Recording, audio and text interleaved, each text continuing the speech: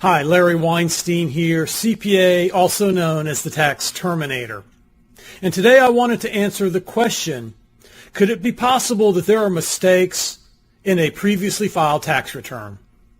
I believe the answer to that is an unequivocally yes. There certainly could be mistakes in a previously filed tax return. The way that typically happens, though, would be usually an underreporting of income. The income reported was not as much as was actually earned.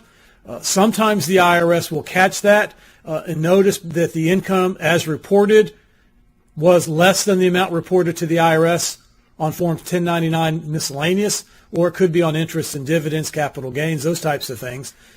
And in that case, you'll be issued a CP 2000 asking you to reconcile why all the income wasn't reported.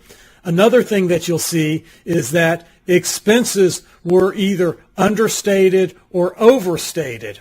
Of course, if they were understated and you did not record all of your legitimately incurred expenses, if your expenses were too low, then your income is going to be too high. Alternatively, it could be that your expenses were higher than actual. In other words, you put some expenses on there that should not have been put on there. In some instances, if the expenses are way too high, especially relative to the income, that's going to flag your tax return, and the IRS might pull your tax return for audit.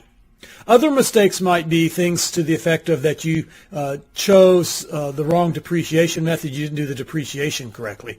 Those are the big mistakes that you typically see on a tax return.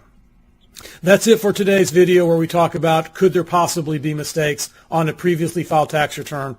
And of course the answer, I believe, is yes. Thanks for stopping by.